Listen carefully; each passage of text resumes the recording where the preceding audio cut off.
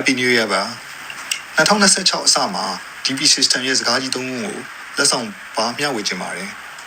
DP system ဆိုတာကသင်္ဘောတွေမှာသုံးတဲ့ dynamic positioning system ကိုဆိုလိုတာပါကျွန်တော်တို့ဒီ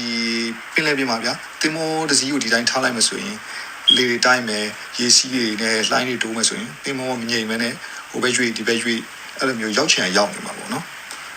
ကျွန်တော်တို့ကသင်္ဘောကိုဒီကိုလိုချင်တဲ့နေရာနဲ့ heading ကိုထိန်းကျင်တယ်ဆိုလို့ရှိရင်တော့ဒီ bridge ပေါ်ကနေသွားပြီးတော့ဒီ mount နဲ့ထိန်းချုပ်မယ်ဒီ anchor တွေကြောက်တွေချမယ် mooring line တွေနဲ့ထိန်းလို့ရတယ်ဒါပေမဲ့သင်္ဘောကရေနဲ့ကိုရောက်လာပြီးဆိုလို့ရှိရင်အချိန်ကြာထိန်းဖို့ဆိုလို့ရှိရင် operator အနေနဲ့လည်းခက်ခဲလာတယ်ဒီလိုခက်ခဲတွေကိုကြော်ဖြတ်ဖို့ဆိုတော့ဒီလူတွေကနေ dynamic positioning system ကိုတီထွင်လာကြတယ်နော်အဲ့တော့ DP system ကိုကျွန်တော်တို့ကတနေရာမှာပဲရပ်ပြီးတော့ position နဲ့ heading ကိုထိန်းနေလို့ပြောကြတယ်ဒါပေမဲ့အဲ့ဒီစကားမလုံလောက်ဘူးဘာဖြစ်လို့လဲဆိုတော့တခါတည်းမှာတနေရာနေတနေရာကိုဒီတခြားသင်္ဘောတစ်စီးနောက်ကိုအကောင်ဝေးမပြောင်းမနဲ့ live ဖို့လို့ဒီတခါတည်း waypoint အတိုင်းကိုတဖြည်းဖြည်း auto ရွေးဖို့လို့ diver အောက်မှာရှိနေရဆိုလို့ရှိရင်နည်းနည်းလေးအောင်မလှုပ်အောင်ဒီ line တွေလေးတခြားမှာထိန်းဖို့လို့ဆိုတော့သူ function တွေမျိုးစုံရှိတယ်ပြောချင်တာအလုပ်အမျိုးအစားပုံမူတည်ပြီးတော့ DP system ရဲ့အလုပ်လုပ်ပုံတွေကန့်သက်ချက်တွေအလန်းနဲ့စောက်ကြည့်ပုံတွေအလှလျောက်တုတ်ပြန်ပုံတွေကမတူပြောင်းသွားတယ်ဒါကြောင့် DP system ဆိုတာက mission ကိုလိုက်ပြီးတော့ပြောင်းလဲအလုပ်လုပ်နိုင်တဲ့ vessel control system တခုလို့ပြောလို့ရပါတယ်နော် DP system ကိုကျွန်တော်ကလူတယောက်လို့စဉ်းစားလို့ရှိရင်ပို့ပြီးတော့နားလဲလွယ်နိုင်တယ်ဒီစနစ်ကဒီအမြဲတမ်းမေးခွန်းကြီး၃ခုကိုဇက်တိုက်ကိုမေးတယ်။ဘာတွေလဲဆိုတော့အခုငါဘယ်မှာရှိနေလဲ။ငါဘယ်နေရာကိုရောက်ချင်လဲ။ငါဒီလိုဆက်ဒီနေရာနေဆက်ပြီးတော့ထိန်းထားဖို့ဒီနေရာကနေလိုချင်တဲ့နေရာရောက်ဖို့ငါအင်အားဘယ်လောက်ကိုသုံးဖို့လိုမလဲဆိုတော့မေးခွန်းကြီး၃ခုကိုမေးတယ်။မေးခွန်းကြီး၃ခုကိုမေးတာမှဇက်တိုက်ကိုမေးတာ။အဲ့တော့အဲ့မေးခွန်းကြီး၃ခုကပထမမေးခွန်းကငါဘယ်မှာရှိနေလဲ။လို့မေးတာကိုဘယ်သူတွေကဖြေလဲဆိုတော့သူ့မှာရှိတဲ့ sensor တွေရှိတယ် positioning reference system တွေကနေပထမမေးခွန်းကိုဖြေတယ်ပေါ့နော်ဒုတိယမေးခွန်းငါဘယ်နေရာကိုရောက်ချင်လဲဆိုတာက DP mode ရဲ့ operator input ရဲ့ကနေဒုတိယမေးခွန်းကိုသတ်မှတ်ပေးလိုက်တယ်တတိယမေးခွန်းကခုနကပြောတဲ့ဒီနေရာမှာကိုသွားချင်တဲ့နေရာမှာကိုရောက်ချင်တဲ့နေရာမှာရောက်နေဖို့ငါအင်အားဘယ်လောက်ကိုသုံးဖို့လိုလဲငါအင်အားဘယ်လောက်နဲ့ရှိမှဘယ်လောက်နဲ့တောက်ခံနိုင်မှဘယ်လောက်နဲ့ရွေးရှာမှငါလိုချင်တဲ့နေရာကိုရောက်မလဲဆိုတဲ့ဟာကိုဒီ DP controller ကဖြည့်ရှင်းပေးတယ်သူက DP controller ကနေဘယ်ကိုအမိတ်ပေးလဲဆိုတော့ thruster တွေကိုအမိတ်ပေးတယ်ဒီ propulsion system ကိုပြောမယ်ဆိုလို့ရှိရင် radar တွေကိုအမိတ်ပေးတယ် steering တွေကိုပေးတယ်ဒီ thruster ပဲဖြစ်ဖြစ်ဒီ CPP ပဲဖြစ်ဖြစ်ပေါ့နော်သူ့အမိတ်ပေးတယ်အဲ့တော့မေးခွန်းကြီး၃ခုကို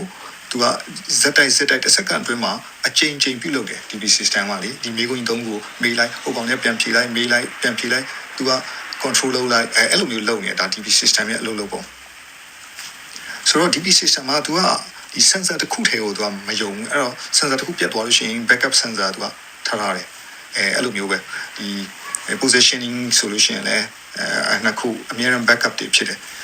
back တချို့ဟာတွေဆိုလို့ရှိရင်ထားပါတော့ဒီနှစ်ခုနဲ့မလုံလောက်ဘူးဘာဖြစ်လို့လဲဆိုတော့ထားပါတော့ဒီ sensor ကပြတ်သွားရင်ဒီအကြောင်းမဟုတ်မပြတ်ဘဲနဲ့ error ဖြစ်သွားလို့ရှိရင်ဘယ်ဟာမှန်မှမသိတော့အဲ့တော့၃ခုရှိနေမှာ၃ခုထားမှာတစ်ခုက error ဖြစ်သွားလို့ရှိရင်ဒီနှစ်ခုမှန်တဲ့နှစ်ခုကတူနေမယ်တူနေတဲ့ဟာကိုယူလို့ရအောင်ဆိုပြီးတော့သူက၃ခုထားတယ်ပေါ့နော်အဲ့လိုမျိုးပြီးလို့ရှိရင်သူကကျတော့ဒီသူ့မှာခက်မှန်းတဲ့နည်းတွေကိုသုံးတယ်အဲ့မှာ common filter concept ကိုသုံးထားတယ်ဒီမှာ diving လို့ follow လို့ close quarter operation တို့မှာ sensor တစ်ခုက glitch ဖြစ်သွားပြီဆိုလို့ရှိရင် DP ကချက်ချင်းကိုဒီမလွဲသွားအောင်ဒီ filter ကကူညီပေးတဲ့အရေးပါတယ်အဲ့ဒါကို common filter လို့ခေါ်တယ်နော်ပြီးတော့ဒီ controller အကြောင်းပြောမှဆိုရင်ကျွန်တော်တို့ဒီအများစုသိကြတာပါ PID ပေါ့နော် PID control ဆိုပြီးတော့လူတွေသိကြတယ် PID control ဆိုတာကဒီခက်တော့ကြာပါပြီသူကကျတော့ဘာဖြစ်လို့လဲဆိုတော့ဒီတခုကို sense လုပ်ပြီးမှတခါ position လွဲသွားတယ်ဆိုပါဆိုအဲ့လွဲသွားတဲ့ဟာကိုပြန်ပြီးတော့တဲ့ပြီးတာထိန်းပေးတာတော့အဲ့လိုမျိုးလုပ်တာဒါတစ်ခုဖြစ်သွားပြီးမှပြန်ပြီးတော့တုတ်ပြန်နေနေပေါ့နော်ဒါပေမဲ့သူရဲ့အားနည်းချက်မှာအနာဂတ်ကိုမကြိုမမြင်ဘူးဒါကြောင့် DP system တွေကကျတော့ PID တစ်ခုလည်းမသုံးဘူးဆိုတော့ဒီတင်မောရဲ့အလေးချိန်ရေထဲမှာခံထားတဲ့ resistant thruster တွေဘယ်လိုတတ်ထားလဲလေးတိုင်းရင်ဘယ်ဘက်ကိုဆွဲမလဲအဲ့ဒါဒီအားလုံးကိုသူက mathematical model မှာကြိုပြီးတော့သိအောင်လုပ်ထားပြီးတော့ controller သုံးတယ်ဆိုလိုချင်တာကတော့ DP system မှာဆိုရင် feed forward ကိုလုံနိုင်အောင်လုပ်ထားတယ် feed forward ဆိုတာကဒီတစ်ခုဖြစ်ပြီးမှပြန်ပြီးတော့ထိန်းတာမဟုတ်ဘဲနဲ့PID လိုမျိုးဆိုပါစို့လူတယောက်ကတွန်းလိုက်တယ်တမီတာလောက်ရွေးသွားပြီးမှအဲ့လူကသူအားတွေပြန်သုံးပြီးတော့ဒီမူလနေရာကိုပြန်ရောက်လာတာမျိုးမဟုတ်ဘဲနဲ့ဒီသူ့ကိုတွန်းတော့မယ်လို့သိတာနဲ့သူကတောက်ခံနေတယ်အဲ့ဒါက feed forward ပေါ့နော်ဒီ DP system မှာသုံးတဲ့ဟာပေါ့ဆိုတော့ကလေးတိုက်နှုံကြည့်လိုက်ပြီးတော့ဟာလေးကထပ်ပြီးတော့မြင့်လာတော့မယ်ဆိုလို့ရှိရင် thruster တွေကိုကြိုပြီးတော့ပို့ပြီးတော့ power ပေးထားတာမျိုးတို့အဲ့မှာဆိုတော့တင်မောကမရွေ့တော့ဘူးပေါ့နော်အဲ့လိုမျိုး error လည်းမကြီးတော့ဘူးအဲ့တော့ဒီ DP controller ကပြောမယ်ဆိုလို့ရှိရင် PID နဲ့ mathematical feed forward ကိုပေါင်းပြီးတော့အလုပ်လုပ်တယ်လို့ကျွန်တော်တို့ပြောလို့ရပါတယ်ပြီးတော့ကျွန်တော်တို့ DP system ရဲ့လက်တွေခြေတွေလို့ကျွန်တော်တို့ပြောလို့ရတဲ့ thruster နဲ့ power system ကိုကြည့်မယ်ဆိုလို့ရှိရင်ဒီ generator switchboard bus tie PMS UPS ဒီဟာတွေကတော့လက်တွေခြေတွေပေါ့နော်ဒီ thruster တို့သူတို့ကဒီ DP vessel electrical design မှာအရေးပါတယ်ပေါ့နော်ဒါပေမဲ့ဒီ short circuit ဖြစ်သွားပြီဆိုလို့ရှိရင် thruster တွေ drive တွေကိုချက်ချင်းမပိတ်သွားအောင် control computer မပြုတ်သွားအောင်ကျွန်တော်တို့က fault right through တွေကိုထည့်စဉ်းစားရတယ် voltage dip တွေခဏလောက် drive နဲ့ control system ကခဏရှိရမယ်လို့ control power ကို UPS ကလာမယ်လို့အဲ့လိုမျိုးတွေပေါ့နော် network ဘက်မှာဆိုလို့ရှိရင်လည်းဒီ sensor data တွေ control command တွေ feedback တွေကို network မှာဇက်တိုက်ပို့လို့ရအောင် network design တွေကိုဒီ broadcast strong ဖြစ်ပြီးတော့ဒီ overload မဖြစ်အောင်လို့ network strong test တွေပါလုပ်ရတယ်ဒီ data သွားလာတွေကိုနှောင့်နှေးမှုမဖြစ်အောင်ဒီ network segregation တို့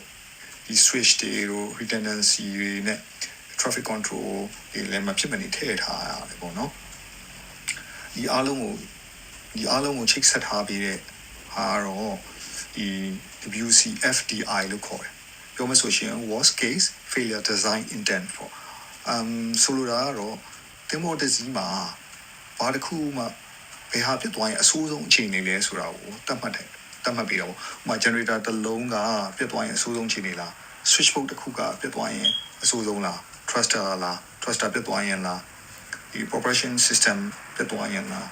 ဒီတချမ်းလုံးလား generator ရော switchboard ရော thruster ရောပြတ်သွားရင်အဆိုးဆုံးအခြေအနေလားဆိုတာကိုဒီအဆိုးဆုံးအခြေအနေမှာ DP ကိုဆက်ပြီးတော့ထိန်းနိုင်နေမယ်တင်မောရဲ့ position နဲ့ heading ကိုထိန်းနိုင်နေတဲ့အဆိုးဆုံးအခြေအနေမှာထိန်းနိုင်နေတဲ့ဟာကိုသတ်မှတ်ပြီးတော့ WCFDI လို့ခေါ်တယ်အဲ့ဒါကိုကျွန်တော်ဘယ်လိုသက်သေပြလဲဆိုတော့ FMEA ဆိုတဲ့ failure mode effect analysis နဲ့စမ်းပြီးတော့သက်သေပြတယ်ဆိုတော့ electrical FMEA မှာဆိုလို့ရှိရင် generator တွေကို trip လုပ်မယ် AVR ကို failure ဖြစ်အောင်လုပ်လိုက်မယ်ဒီ breaker တွေကို fail to open လုပ်မယ် fail to close လုပ်မယ် bus tie တွေကိုဒီ UPS failure လုပ်မယ်ဒီ power loss တွေလုပ်မယ် failure တွေတစ်ခုချင်းကိုစစ်တယ်ဒီဟာကိုကျတော့ဒီစာရုပ်ပေါ်မှာပဲစစ်လို့မပြီးဘူးသိရမလားအဲ့တော့ C try တွေကိုတကယ်စမ်း C try တွေမှာတကယ်စမ်းတယ်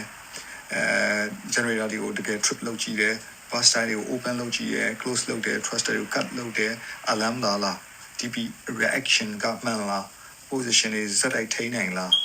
အဲ့ဒါတွေကိုအလုပ်မှာတကယ်ဒီတင်မောမှာတကယ်သက်သေပြတာပေါ့နော်ဒီလိုစမ်းသပ်မှုတွေပြီးသွားတဲ့အခါမှာဒီပြီးသွားပြီဆိုတော့သူတို့ capability plot ဒီအတိုင်းကိုရှိလားဆိုတာကိုဒီစမ်းသပ်စစ်ဆေးမယ်ဒီ capability plot ဆိုတာက DP မှာဆိုလို့ရှိရင် DP တင်မောက line တွေလေးတွေရေဘယ်လောက်ခံနိုင်လဲဆိုတော့ပြတယ်ပုံမောနော် footprint တွေရှိတယ်ဒီ normal condition မဟုတ်ဘဲနဲ့ post failure capability တွေဆိုတော့ diving တို့ offloading တို့ critical operation တွေမှာဆိုရှင် WCFDI အပြီးမှာ capability ကိုအခြေခံပြီးတော့သူတို့ကအလုပ်လုပ်ကြတာပေါ့နော်ဒီလိုမျိုး design တွေ analysis တွေ try တွေအားလုံးပြီးသွားမှ DB ဒီမောဟာ redundancy level ကိုပြနိုင်တဲ့ notation တစ်ခုရလာတယ်ဆိုတော့ notation ဆိုတာကဒီ single failure ဖြစ်သွားရှင် position loss ဖြစ်သွားလား fire flood ဖြစ်သွားလို့ရှိရင်ဒီ control လုပ်လို့မရဘူးလားဆိုတော့အဲ့ဒါတွေကိုအဆင့်ဆင့်ပေါ့နော် notation ကိုအတည်ပြုတဲ့ design review တွေ FMEA တွေ C try တွေကိုအားလုံးစစ်ပြီးမှ classification society ကဒီ notation ကိုပေးတာ notation ကိုအတည်ပြုတာဆိုတော့ဥပမာထားပါ ABS ဆိုလို့ရှိရင်DB class 1တို့2တို့3တို့သူအခေါ် DMP ဆိုလို့ရှိရင်သူအခေါ် word ရှိတယ်ဆို IMO ကနေကြတော့လေသူအခေါ် word တစ်မျိုးရှိတယ်အဲ့ဒီပုံမှာ motivate နဲ့ဒီ notation တွေကွာတာပေါ့နော်ကိုတင်မိုးရဲ့ class ပုံ motivate ပြီးတော့ဆိုတော့ဒီ operation back ကိုကြည့်မယ်ဆိုလို့ရှိရင်လည်း DB system က automated ဖြစ်တယ်ပေါ့နော်ဒါပေမဲ့ automated ဆိုပေမဲ့လည်းလူမပါရင် safe ဖြစ်သွားပြီလားအဲ့လိုလည်းမဟုတ်ပြန်ဘူးဘာဖြစ်လို့လဲဆိုတော့ DB operator ဆိုတာရှိတယ်နော် engineering ဘိုင်းမှာလည်း DB maintenance cost တွေတက်ထားရတယ်နော်ဒီဟာတွေကိုအကုန်လုံးကိုဒီ operation guideline တွေဒီ incident learning guideline တွေကို IMCA ကနေဒီထုတ်ပေးတယ်ဆို Nautical Institute ကနေလည်းသူက DB operator တွေရဲ့ training တွေ revalidation တွေ CPD တွေကိုသူကထိန်းချုပ်ထားတယ်ဒီမှာတင်တန်းတွေတဲရမယ်ဖြေရမယ် DB logbook တွေလုပ်ရမယ်ဆိုစသည်ဖြစ်ပေါ့နော်ဒီသူကထိန်းထားတယ်ဒီအဲ့ဒီဟာတွေကကျတော့ဒီ regulatory baseline ကိုပြောမယ်ဆိုရင် IMO ရဲ့ guideline ကနေအခြေခံထားပြီးတော့ flat state တွေ authority တွေကနေလိုက်နာခိုင်းထားတာပေါ့နော်အဲ့တော့အဆုံးသက်ကိုပြောမယ်ဆိုလို့ရှိရင်ပြောမယ်ဆိုရင်တော့အများကြီးပဲပေါ့နော်အဲ့တော့ဒါပေမဲ့အရန်ကြာသွားပြီဖြစ်တော့အဆုံးသက်ကိုတူတူလေးချုပ်မယ်ဆိုလို့ရှိရင် DB system ကဒီကြောက်တွေမချပဲနဲ့ဒီ mooring တွေမသုံးပဲနဲ့ဒီကိုလိုချင်တဲ့ position တွေ heading တွေကိုရအောင်ထိန်းချုပ် automatic ထိန်းချုပ်တဲ့စနစ်လေးတစ်ခုပဲဖြစ်ပါတယ်ခုနအရေးကြီးတာကတော့ခုနပြောတဲ့မေးခွန်းကြီး၃ခုကိုသူကစက္ကန့်မလန့်အမြဲမေးပါတယ်နော်ငါအခုဘယ်မှာရှိနေလဲငါအခုဘယ်ကိုသွားချင်တာလဲဒီကိုသွားဖို့ငါအင်အားဘယ်လောက်လိုလဲအဲ့၃ခုကိုအမြဲပေးပါတယ်ဒါကြောင့်အခုပြောချင်တာက DB system ရဲ့စကားကြီး၃ခုဖြစ်ပါတယ်ဒီ DB system ရဲ့စကားကြီး၃ခုကိုရှင်းပြကြလိမ့်မယ်လို့ပြောလင့်ပါတယ်